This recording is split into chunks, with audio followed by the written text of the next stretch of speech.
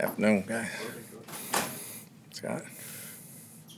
Todd, when you look at last week with Fred Warner being a bit of a game wrecker on defense, the Colts have got another tackling machine in Zaire Franklin. Just talk about him and when you look at him on tape, how much problems he causes for your offense. I mean, he flies around. He's a game wrecker. You got 4 guys up front that make it easy for him, but he's another guy we're going to face this week and probably face him week in and week out from here on out. So, guy, we got to definitely make sure we know where he is on the field.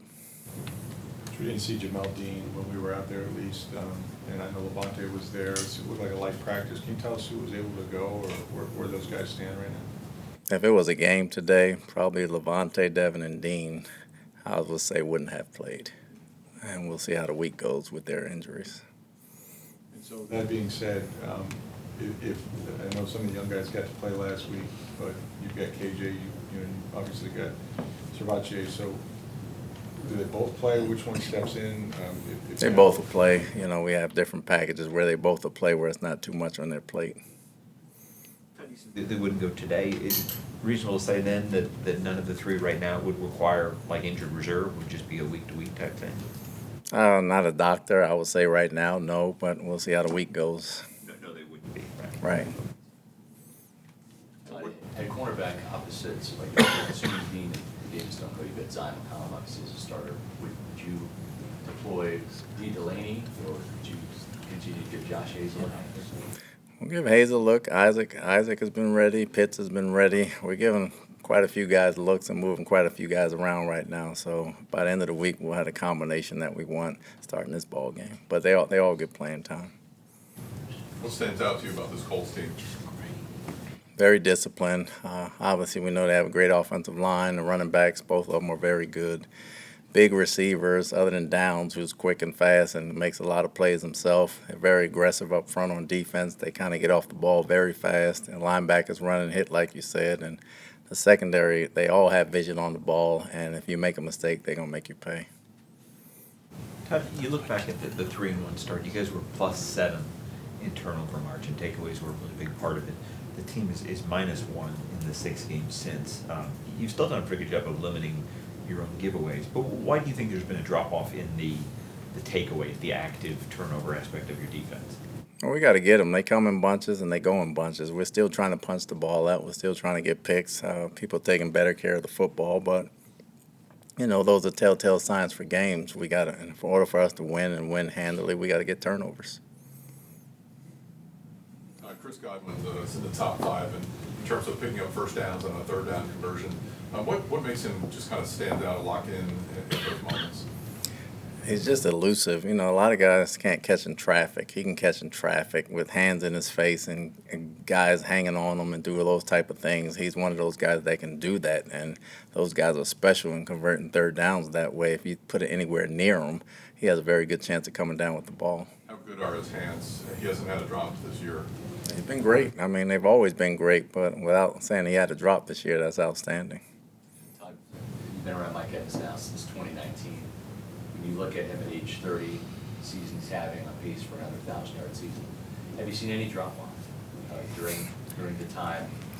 Not a good question. I asked somebody that just turned 60. But no, I haven't seen any drop-off in Mike. 30 is a good age for him. I think he's in his prime right now, and I hadn't seen any drop-off, though. Have you had any drop-off? You know, I'll probably drop down probably half a second in my 40 time. From walking fast to walking slow, but other than that, no. Coach, a lot, obviously, when you're an outside pass rusher and you're Shaq there, and you've done what he's done in this league, you're paid what he's paid, or you're, you know, Joe Trianch, which we talked about, needed to step up. And those numbers aren't there. We're halfway through. And I know it's rush and coverage, all those things work together. How do you, like, I don't know if you talk to these guys about this or not, but, like, there's pressure there, right? So how do you measure, like, when you look at them, what are they not doing to get the guys on the ground? Do they get frustrated? Like, what is the mental aspect of that? Because you're going to play productive guys. I mean, at the end of the day, you know, we're going to see the mental makeup we have is very good. I mean, they get after the quarterback. Sometimes they win and the ball's gone. Sometimes they don't get off of blocks and we got to get off blocks better. Just because you win doesn't mean you're getting a sack. we're more concerned with the pressures as far as affecting the quarterback more than the sacks. Obviously, the sacks are great, but if you can get incompletions and cause turnovers, that's great. Right. And the guys that get sacks, as you look at it over time, they get to play more and produce more. But everybody understands we got to get to the quarterback when it's time to get to the quarterback. But again, there's a lot of factors involved in that. DB's got to cover longer. You know, we got to beat blocks. Some of them get double teamed, and then other times we got to get there. Are they getting those pressures? I would say it's half and half. Some games we look good. Some games we need more. Sacks overrated? You can never say a sack is overrated because it's always a TFL. So, no, I wouldn't say that, no. You had a lot of TFLs this last game, just in general. So what was happening, in that aspect? You know, they were more in the run game more than the pass game. We had certain things that we can get run losses and get runs that way.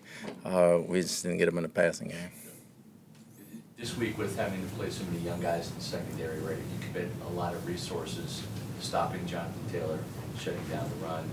You might have some vulnerabilities there in the secondary. How do you have to balance that with making sure that you're not singling up rookies in the secondary often, but yet you don't stop Jonathan Taylor? That presents a problem because now the Colts are really balanced.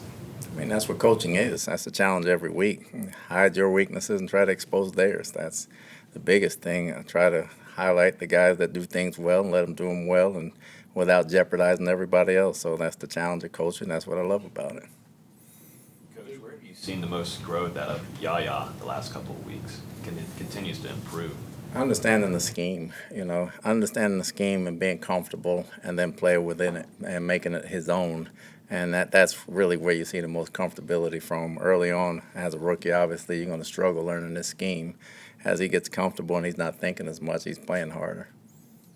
Body type, is there something you'd compare him to in terms of just what he brings to the position from a body type? Optimus Prime. That's about it. Thanks, guys.